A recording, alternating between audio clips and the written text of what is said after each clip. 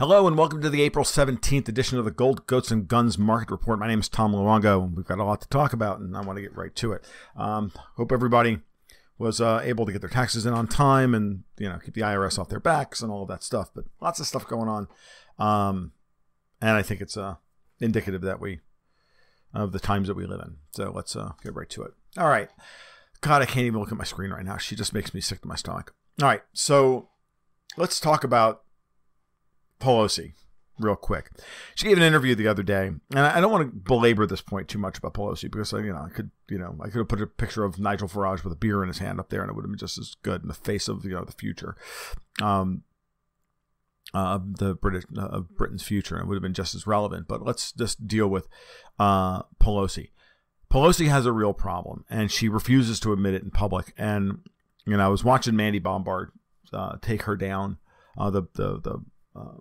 the body language expert, and on YouTube the other day. I was listening to her, and my wife watches Mandy all the time, and I watch every once in a while. And the things that Bombard were saying were all confirmatory of what I think is going on within the Democratic Party, which is that Pelosi downplays the fact that she's got a hardcore progressive group of 5. It's not 5; it's like 100. And she knows this, and she's on her way out, and she really does believe that the power of the speaker's gavel is the pinnacle of power in the world. And I think and she's mentioned in the past, that in effect that as speaker she has more power than the president, and she's cut deals to maintain that speaker's gavel with people like Ilhan Omar and Alexandria Ocasio-Cortez and the rest, and effectively the Zach Exley backed Justice Democrat candidates or House members now. These are people who are either actors or purely controlled opposition to her rule. And she's been in charge for so long, she doesn't realize that her power isn't real.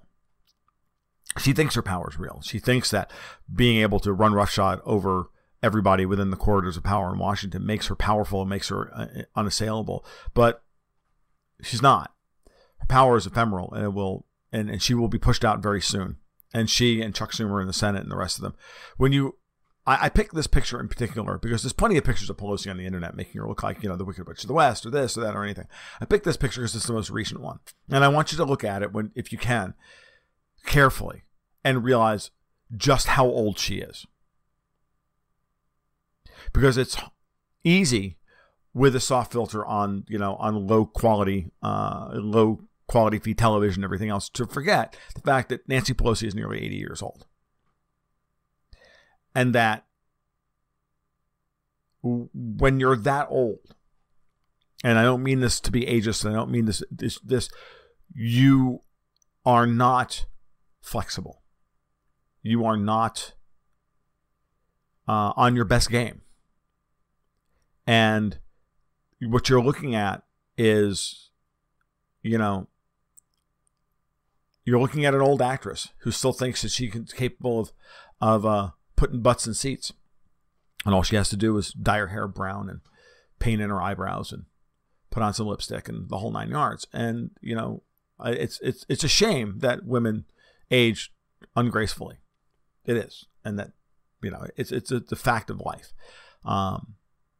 Don't age as gracefully as men do in many ways. And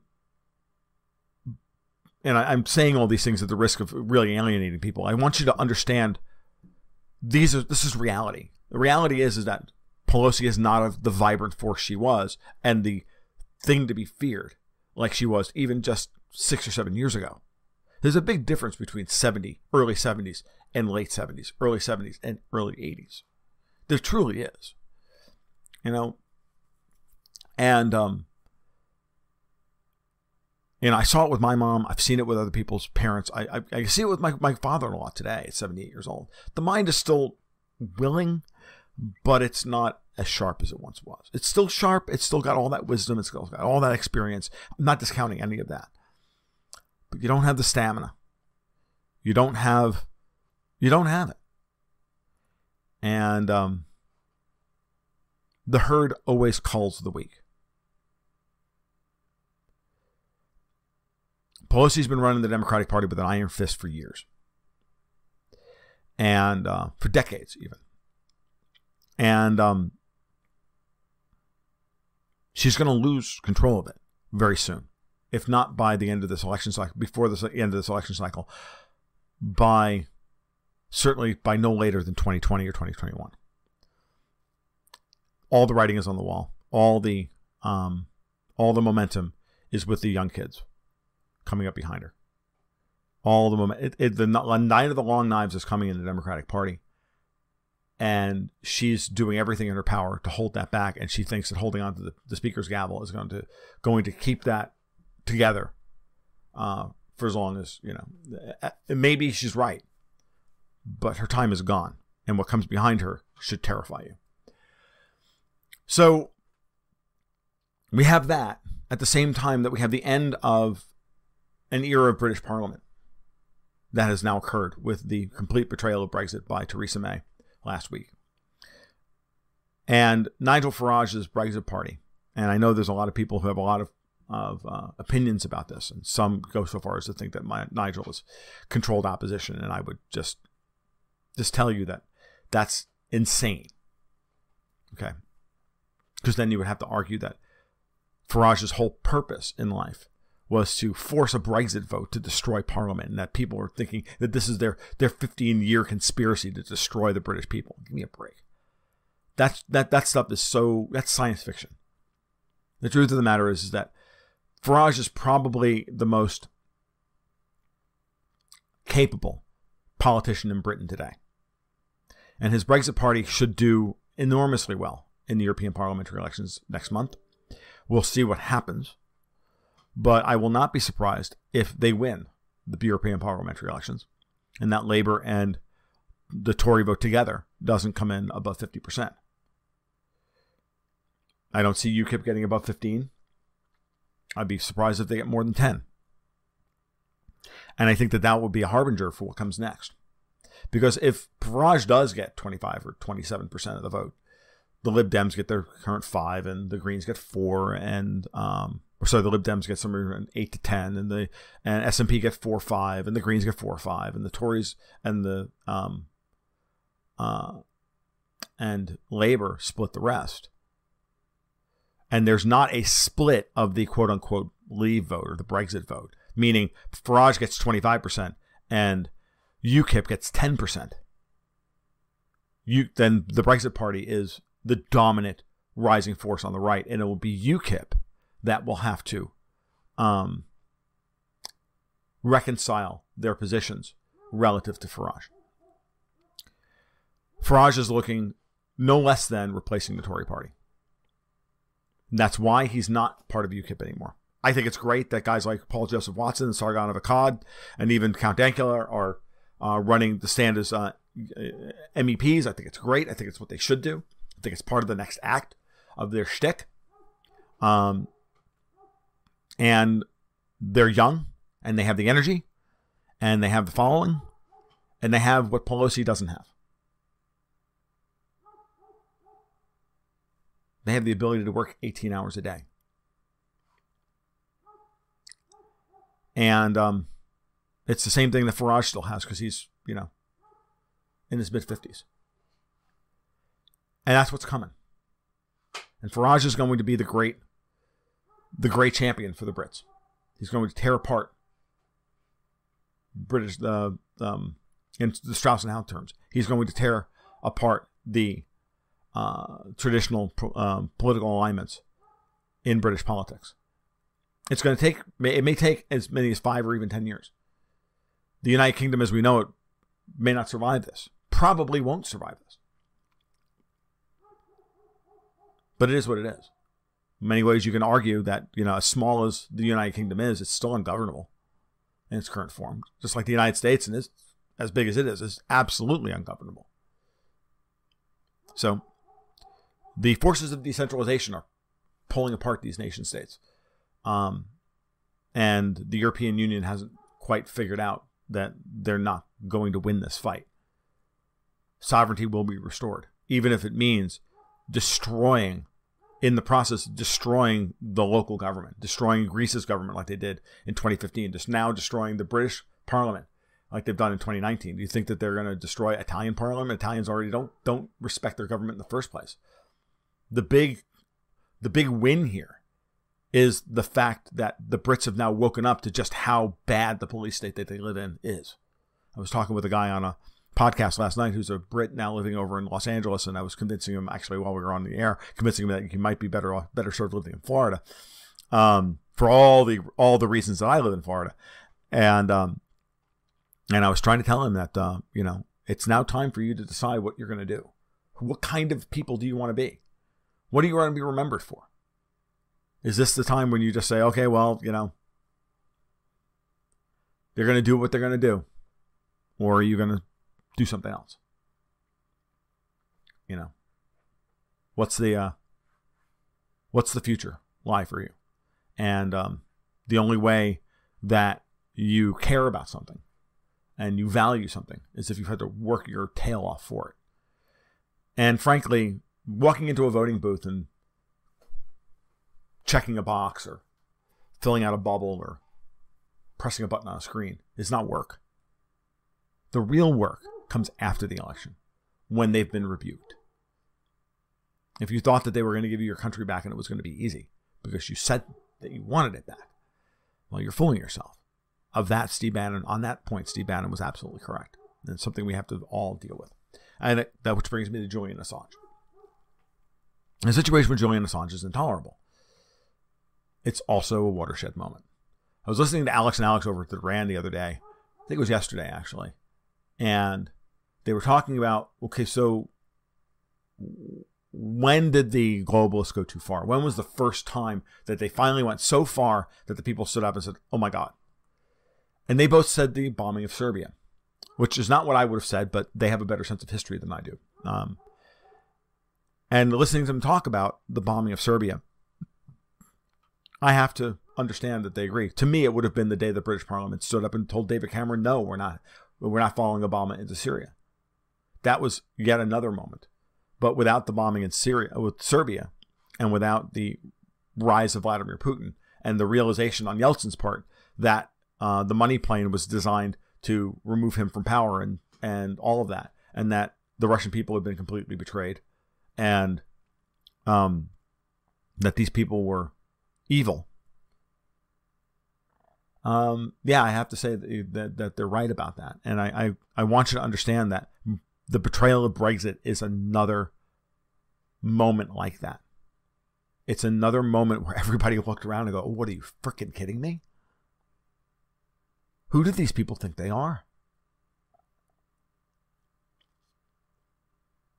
Pelosi still wants to impeach Trump. Or at least she thinks she wants to impeach Trump. The deals that she had to make to get that speaker's gavel back has unleashed insanity within the Congress. You've got Maxine Waters, Adam Schiff, and some other person wanting, going to use the Financial Services Committee and AOC and the rest of them to subpoena Trump's tax returns so that they can win a political point that Trump is a billionaire who didn't pay any taxes. Well, so did every other damn billionaire, especially ones that you took money from, like Bezos and Soros and the rest of them. They don't pay any income tax either.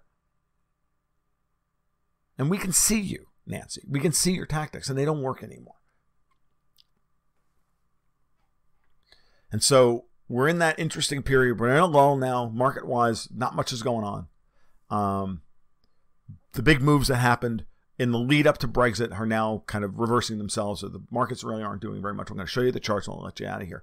But it's all just very interesting to see that we're reaching that another inflection point.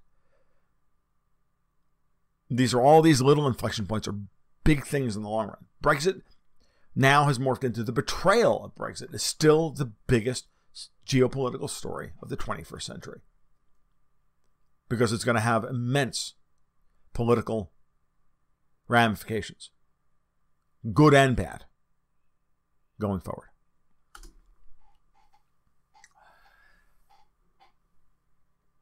And so, gold. Now, I told you leading up for the last couple of weeks, I've been looking at the gold chart, this weekly chart of gold, saying this is looking like a downtrend to me, and we're here. It could have been a kind of a flag pattern, volatile, but still a flag pattern. But the fact that we never went anywhere back near 1350 to build like a square here, and we built a downward triangle, that's just telling you this is a downtrend. And then yesterday's breakdown below these two lows, now we have a confirmed higher, lower low, lower low, lower low, lower low. That's 4 of them. Now we got lower high, lower high, lower high, lower high. This is a downtrend. Where does it end? My best guess, looking at the chart this way and not drawing lines on charts because I don't believe in them, 1250. Time frame? Probably before the end of the month. Depending on what's going on. Depending on if this lull holds. And, I don't know.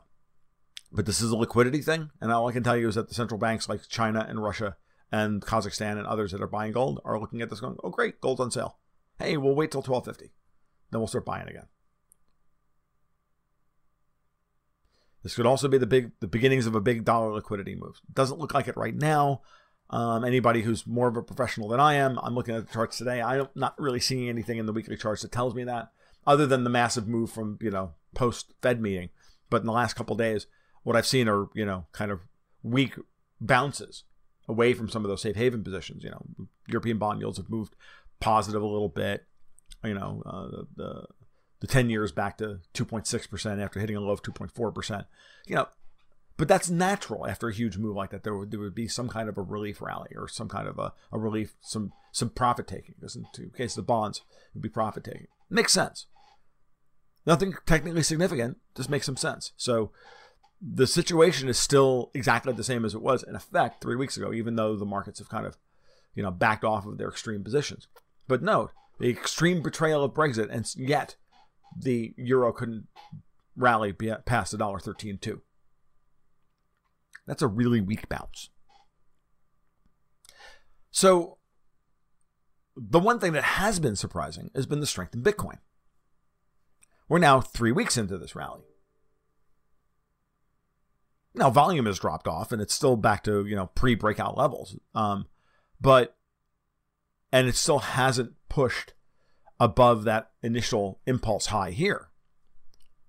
And we're tracing an inside bar this week. But something I want you to know, I want you to notice. I was looking at this here going, is this a 7-week uptrend in Bitcoin? Because this is marginally an up bar by about 50 cents or $1 or something like that. Something ridiculously small. $5, and Bitcoin might as well be 50 cents. So is this really still an up bar? This isn't. And you see that you got like a bit of a rally and then it stalls, and then a bit of a rally, or in this case, a big rally, and then it stalls.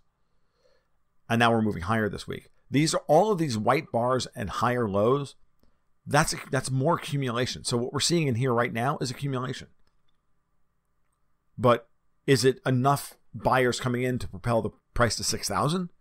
I don't know. But this is the kind of pattern, especially if you look at it on a daily basis, that I would have liked to have seen, in gold here, holding this initial impulse low and trading sideways for a while, at which point we would have broken through 1,400. The fact that we keep breaking down below these, making new lows, means that this is a downtrend and it's going to end somewhere. And I'm not sure where it's going to end, but let's look at 1,250 as our next point.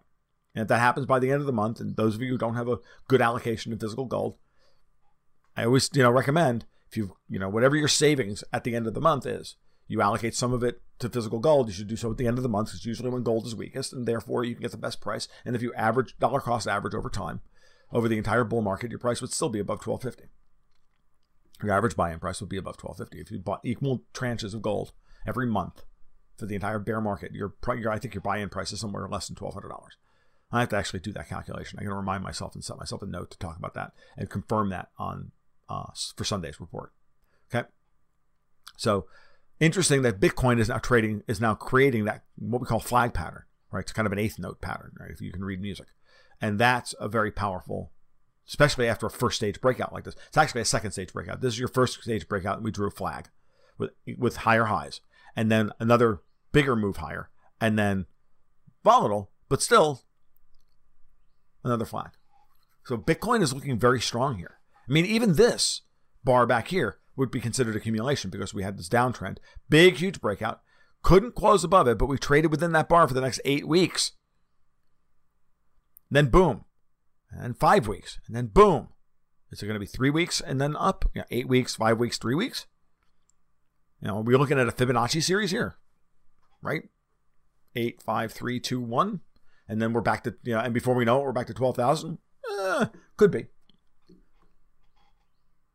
I don't like to speculate like that. I'm not going to say, oh yeah, that's what's going on. No, but these are things to think about, right? I'm like actually discovering this pattern right as I'm talking to you about it. I didn't think about that before. I'm like, well, that's an 8 week. That's 5. Well, it's next week would be 3. That would be the Fibonacci series. Okay, well, now that gets interesting, right? So, and we know that the Fibonacci series that markets tend to, so it's interesting. All right. And then let's talk about, I left the silver chart in from Sunday. I didn't update the chart. So I'm going to just move on.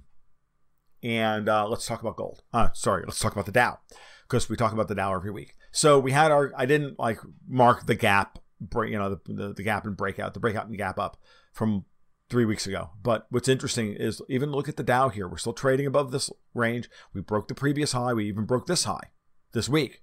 Now nothing's happened. It's all real low volatility, or actually it's kind of back down to normal volatility in the Dow, but it's all biased to the upside.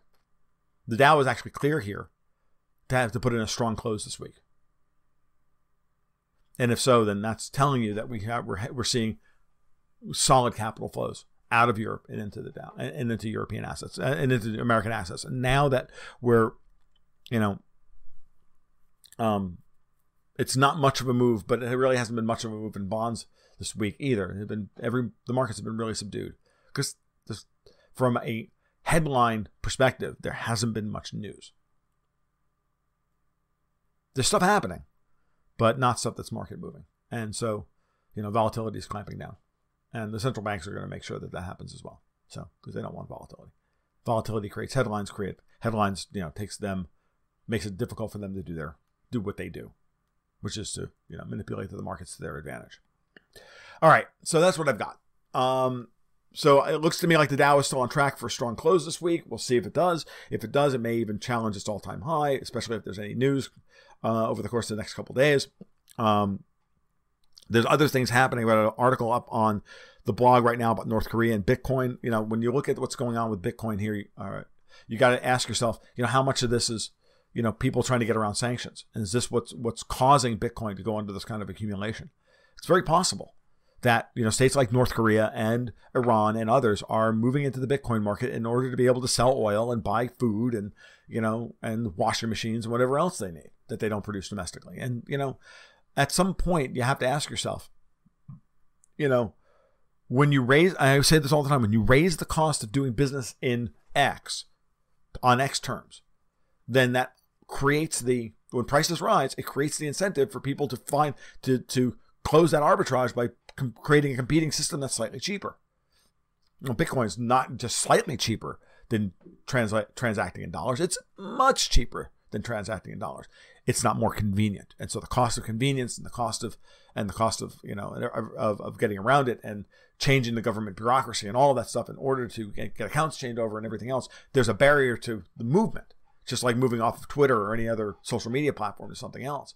The barrier to movement is high, but once you make the switch, it's easy. And, on that note, to remind everybody, I'm deprecating Periscope almost completely. I don't check Periscope. Every once in a while, I'll check it to make sure that they haven't locked me out of my account because they're trying to keep me from actually using the platform. I urge everybody who's following me on Periscope to get off of Periscope and to use either YouTube or DLive.tv.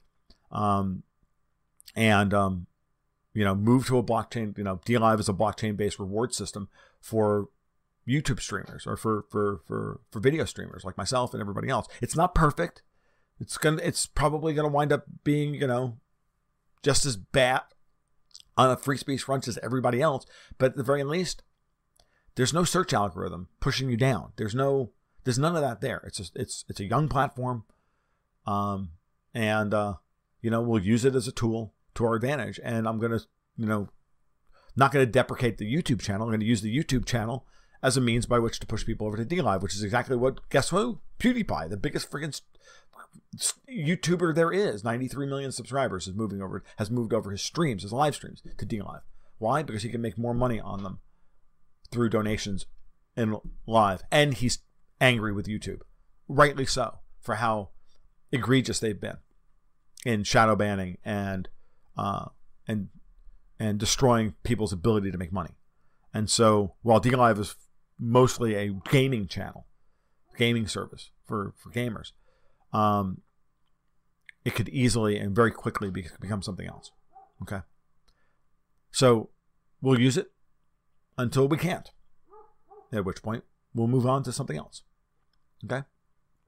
But know that, Google, if I haven't monetized the YouTube channel for a couple of reasons. And the main reason is that they take 30% of your Super Chats donation. So you donate $5 to me. Google takes $1.50 to host content that they would host for free. But somehow now they feel justified taking 30% of your money. And I think that's intolerable. I'd rather see that money. I'd rather see what portion of DLive's, because there is some numbers going on that they're getting paid. Okay. Because they have to, because they've got bandwidth costs, they've got server costs, they've got all that stuff's got to be paid. But they've removed the friction of that up front, so that all you have to do is buy some points or earn some points by consuming content, and then donating those points to, banking them for yourself or donating them to content creators that you love. And that friction is gone. There's no psychological barrier to it. You just do what you have to do, right? And they're not taking any of that. If you know that you're giving me X number of Lino points, which is what I'm going to get all of them. I'll get 91% of them up front, and I'll get the other 9% 7 days later. And I'm okay with that. So we have to make these systems work so that someone can come by eventually with the right system. But if we don't support these alternative platforms now, then we're going to be trapped. And then all we're going to do is complain about it and have done nothing. So, all right, guys, that's what I've got for today. I'm going to probably be on in a little bit. I'm going to do a stream this afternoon on something. I'm not sure what. I haven't decided yet. Right. So you guys take care. We'll talk soon. Keep your stick on the eyes.